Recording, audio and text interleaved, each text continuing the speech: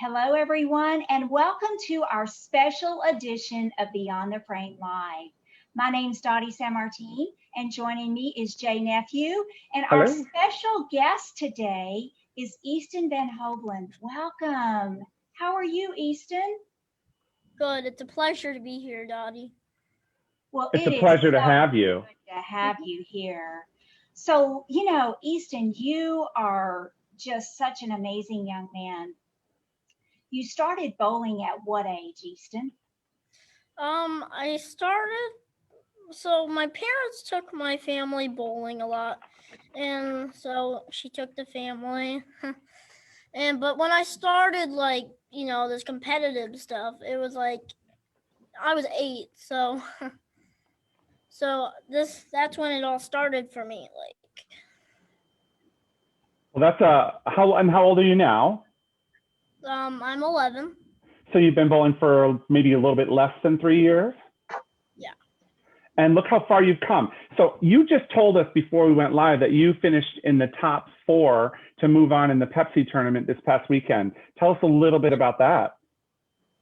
That was pretty good. It was nerve-wracking a lot, and getting 4th, I knew I could have done better, but that was fine for me. At least being 4th out of the whole state, that's awesome. Yeah, I'll say. Can you, why don't you tell everybody who's watching, you started bowling and you wanted to bowl one-handed, but you have a disorder, we'll say, that didn't allow you to kind of do the one-handed delivery, so you switched to two-handed. Tell us a little bit about that. How did you discover that? So I saw this guy named Jason Belmonte on... Which I tried to put a picture of on the screen. Sorry, people. But I think we all know what Jason looks like. He's a fan of all of ours. So I saw him on the PBA, and I thought, man, maybe if I try that, I'll be a little better, since I couldn't shot put it anymore. And that's worked out really well for you, huh? Yeah, it really did. So would you say that Jason is your favorite bowler, or is he just one of your favorite bowlers? He's my idol right now. He's your idol. What would you say to him if you could just give him a statement? I would say I would love to thank him for bringing the two-handed style to the front of bowling. Without it, I would not be very good. Well, what is this? Hey, Easton. Well, you know what? Instead of asking that to a blank black screen, you can tell me that now to my face. How you going? Hi, Jason. Ladies and gentlemen, welcome Jason Belmonte. Hi, everybody. Hi, Jay. Hi, Dottie. How are you? Very good. Thank you for being here with us. I am more than welcome. More than welcome. I'm in isolation right now back home in a hotel. So things like this make me super excited because it gives me something to do during the day while I'm stuck in my room. So I'm excited to talk to Easton, though. I think I've heard a lot about you, Easton. Jay and Dottie have told me a lot about you. You're a superstar. So I'm here to answer any question any questions that you have for me. Fire away. Uh-oh, Easton looks like he's written some stuff down. We might have to turn this into a mini series.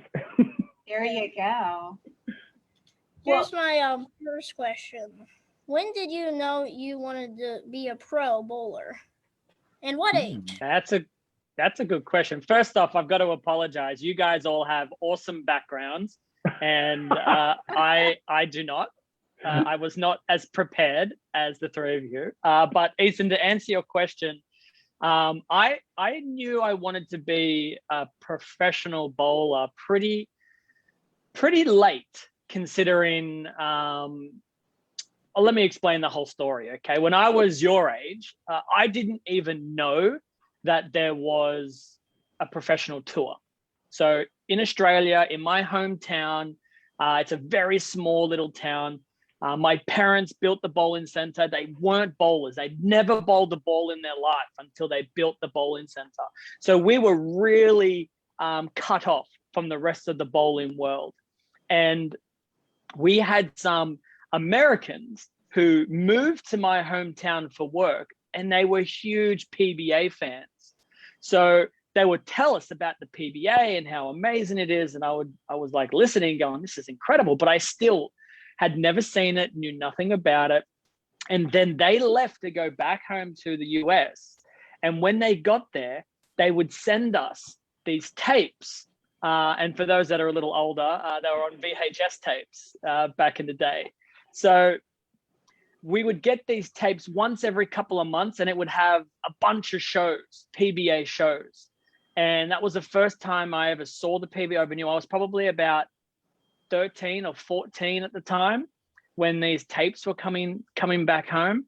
So I watched it and just fell in love with the PBA. Now, to answer the second part of your question about how I knew that I wanted to be on tour, I actually never thought I was going to bowl on the PBA tour. I was just happy bowling where I was. But then I went to Malaysia, which is in Southeast Asia, a little north of Australia. And I was 17 at the time, and I bowled a perfect game in this tournament, and it paid me $16,000 US.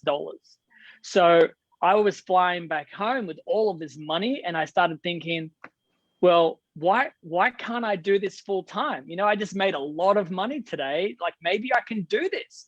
And that's when I started to look at the PBA a little more and go, well, that's where all the money is. That's where the best bowlers are. That's where I want to get to.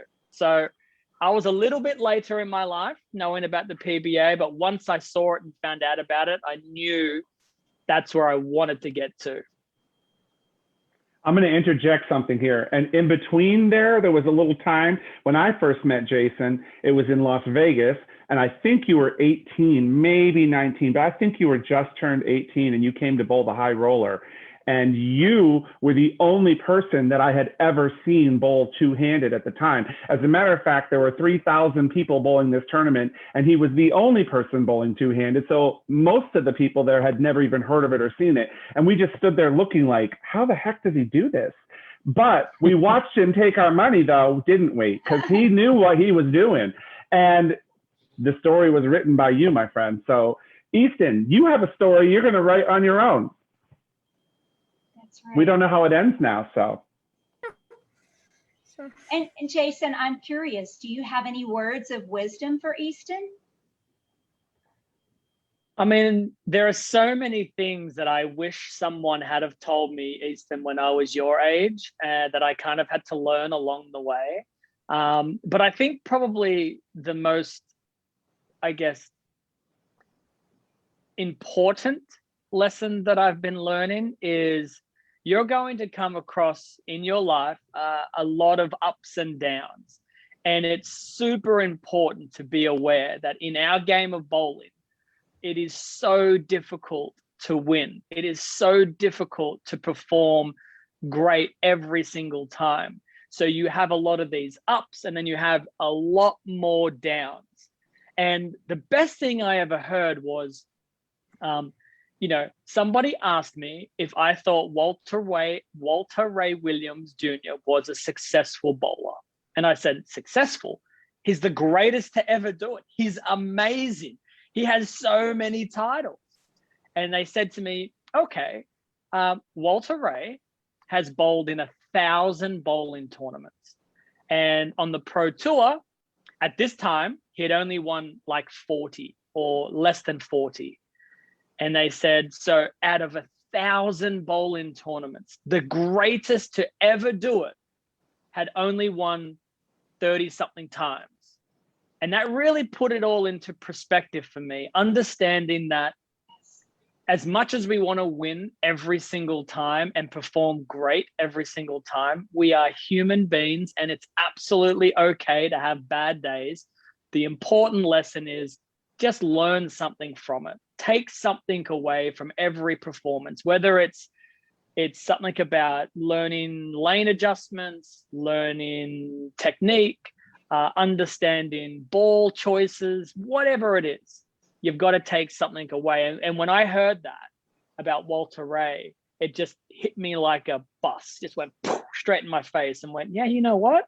when it's all said and done, when my career is over, I don't need to win every single time, to be considered one of the greatest. I just need to win enough. So now I really appreciate my wins and the bad tournaments. I don't take it too hard anymore. I used to take it really hard. I used to have such a high expectation every single week that it affects me. I still have that higher expectation, but I'm more realist. I'm more understanding of the bad week. So hopefully on those bad days, Easton, you don't, get too angry and too upset. You kind of just accept that it's very, very normal. It's a part of everyone's career, and take something away from it. I know I spoke a lot then and rambled on. I tend to do that, so I apologize. What else do you have to ask Jason? Do you have some other questions that you might want to find out about? How do you handle the pressure in stressful situations? Wow, you're like really diving into my head right now, aren't you? You're asking some. You forget it's 7 in the morning. So that's another really good question, Easton. I've come to learn that you, Jay, Dottie, we're all very different individuals. And what works for me may not work for anyone else, or maybe it works for everyone else. I don't know. But the important thing is whatever method you use to calm yourself or to handle pressure, the really important factor is when it's time for you to throw that shot, is that you attempt to throw that shot without the result in mind. Don't worry about the strike or the spare. That's not your thought process. Your thought process is execution and process. So for me to be able to calm myself down, to get into that kind of train of thought, I like to drink water. I like to close my eyes just a little bit. And I like to think about this. It's like a visualization thing where I kind of get up, I put my foot on the ball return, which some people don't like, but it helps me, a part of my pre-shot. And in that moment, all I'm thinking about is, how do you want to throw this ball? Do you want to throw it with this speed, with this targeting? You want to put this hand position onto it?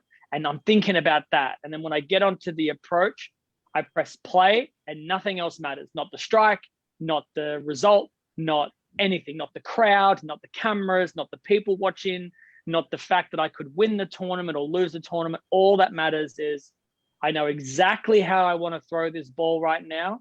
That's how I'm going to throw it right now. And then when I let it go, then I let all of the other stuff in. I let the crowd in, I let the result come in, I let everything come in, and it hits you pretty hard. But in my experience, I tend to strike more doing it that way than miss. Wow. That is, yeah, great. I mean, I feel like I have to pay a consultation fee right now. Oh, am I not getting paid for this? Oh, yeah. Jason, can you? I'll take it out of Easton's next PBA check. Okay. Oh, that's fair. When I mean, it's it's a major championship. We call it a finder's fee, right? I mean, that'll work. Yeah. Jason, can you tell us a little bit of championship, Easton? When you win that major championship, I'm going to come up with my hand out saying, "Hey, do you remember that conversation we had, years and years ago? It helped you win today. So, hey, help me out. Buy me a drink." Jason, can you tell us a little bit about the Prove Them Wrong branding that you've got? Oh, yeah. So actually, I wasn't actually trying to drop some marketing into your meeting today. It just so happens to be a really comfortable hoodie.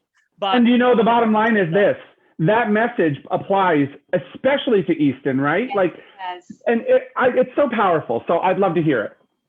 Yeah. So I partnered with a company called Coolwick, and they make jerseys and merchandise. And one of the things that we talked about when I decided to join them was, I want to create merchandise that it's not just a Belmo logo on the item. I wanted to have some impact. I want to either tell parts of my story or have it relate to a lot of people. And we were having a meeting at the Coolwick warehouse, and we were discussing what the next drop could be.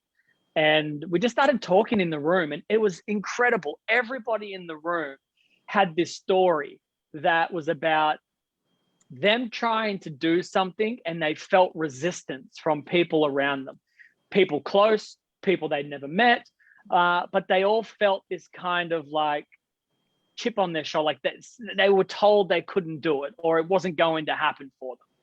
And, you know, we kind of just blurted out in the room. It's like, you know, we should prove these people wrong. Sometimes we have already proved them wrong, but if we haven't, like, let's prove them wrong. And it just, again, just kind of sounded so perfect for my brand, because I grew up bowling two-handed, still bowl two-handed. And, you know, every single thing I do, whether it's a good performance or a bad performance, there are people that don't like the way I bowl, or they don't think I'm as good as maybe I think I am.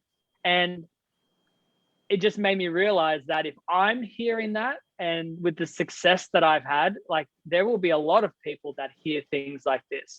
Mm-hmm. So the prove them wrong message was just really for anybody out there. It doesn't even have to be bowling related. It really doesn't. Maybe you're great in academics, and you know, you have a dream to become a rocket scientist or a doctor, and people are telling you you're not smart enough and you're not going to do it.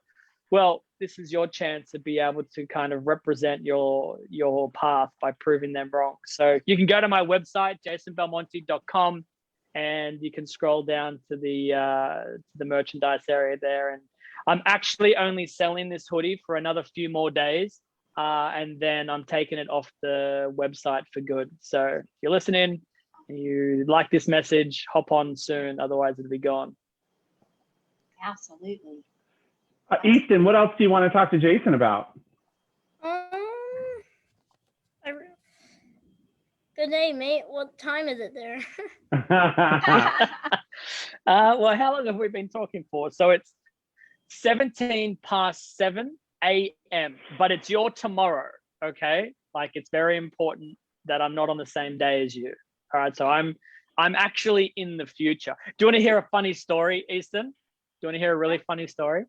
One of my very first trips to America is actually to the High Roller, where I met Jay. I was meeting all of these Americans for the first time, and this was 20-something years ago. It was a long time ago. No, 20 years ago. You're aging us. You're dating us.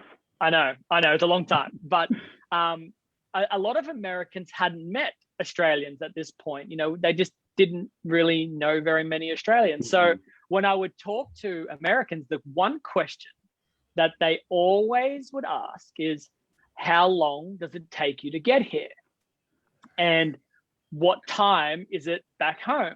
So again, just so you're aware, okay, it's 7 a.m. or 7:17 a.m.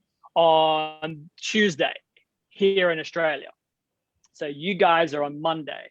So I would tell some of these people, just for a bit of a laugh, I go, yeah, you know, we're in the future in Australia. So right now it's Tuesday, and right where you are, or where we are, because if I was there, it's Monday. And they go, oh, that's confusing. And I would say, yeah, but it's fantastic, because you see, if I land into America on Monday, but I left on Tuesday, if I forget anything, I can call myself and say, hey, you forgot your toothbrush.